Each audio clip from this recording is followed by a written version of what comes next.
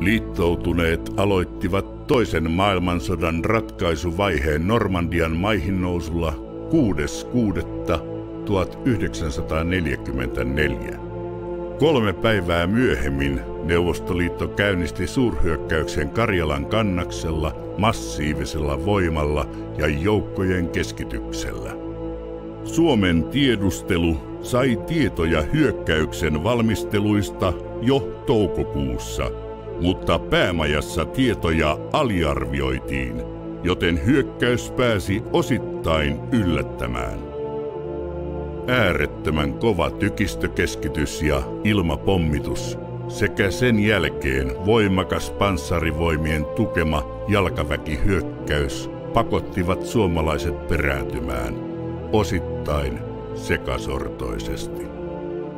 Viipuri menetettiin 26.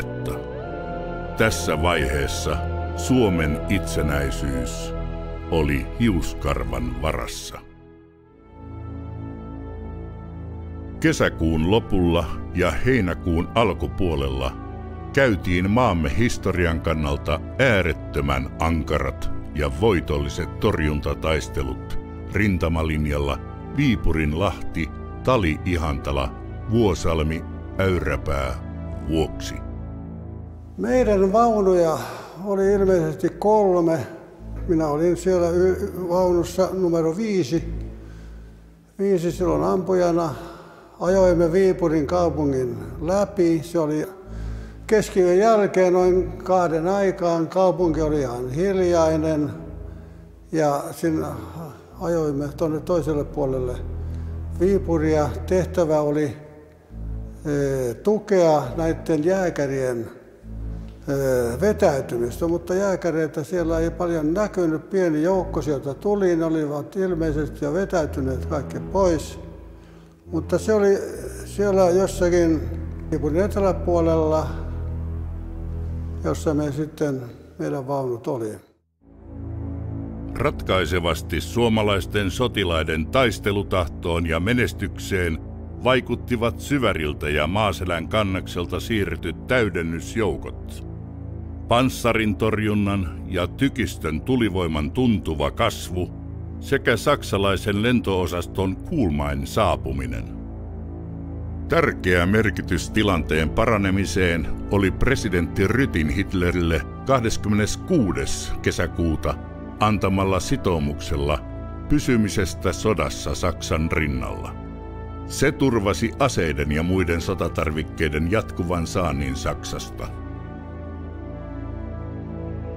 Virolaisista vapaaehtoisista kokoonpantu jalkaväkirykmentti 200 taisteli suomalaisten rinnalla Karjalan kannaksen torjuntataisteluissa ollen yksi tärkeä osa kesän 1944 ihmeestä.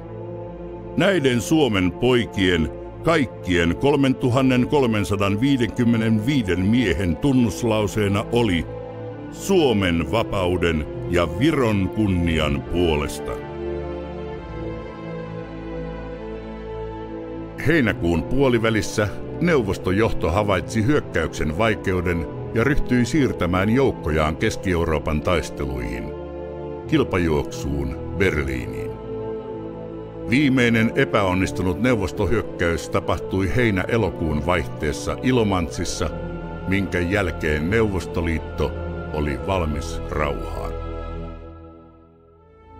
Heinä-elokuun vaihteessa presidentti Ryti erosi virastaan ja uudeksi presidentiksi nimitettiin Suomen marsalkka Mannerheim, joka varsin pian ilmoitti Saksalle, ettei Rytin henkilökohtainen sitoumus jatkaa taistelua Saksan rinnalla sido häntä. Aselepo astui voimaan 4.9. kello 7. Minä toimin syksyllä 1944 pioneeripataljoona 25. toisen komppanian joukkueen johtajana. Ja nyt sattui sillä tavalla, että meidän komppanian päällikkö joutui sairaalaan ja minä hänen viransijaisekseen. Ja minä nukuin sitten komppanian päällikön sängyssä, kun yöllä puhelin soi ja minä sain ottaa vastaan tällaisen käskyn välirauhan solmimisesta. Ja tässä käskyssä lukee näin. Divisioonan käsky numero 1882 kautta 4.9.44. Välirauha solmittu venäläisten kanssa. Vihollisuudet on lopetettava tänään 4.9. kello 7. Taisteluvalmius on säilytettävä, kellot tarkistettava, etulinjaa ei saa paljastaa, kaikkinainen kanssakäyminen vihollisen kanssa kielletään, mielenosoitukset ynnä muut ilmaisut ilman lupaa kielletty, tiedotettava joukoille heti. Ja kun minä unenpöppörössä ensimmäisen paperin löysin, niin minä lyijykynnällä sitten tämä tähän kirjoitin. Tämä tuli noin 3.30 tienoissa aamuyöllä 4.9. Neuvoston joukot tosin jatkoivat tulitusta vielä vuorokauden ajan.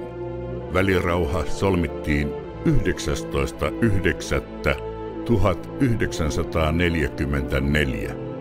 Rauha oli vihdoinkin tosiasia.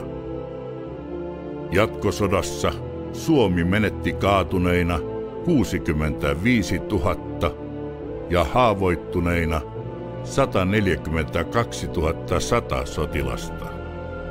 Neuvostoliitolta vuorostaan kaatui arviolta 305 000 ja haavoittui 600 000 sotilasta.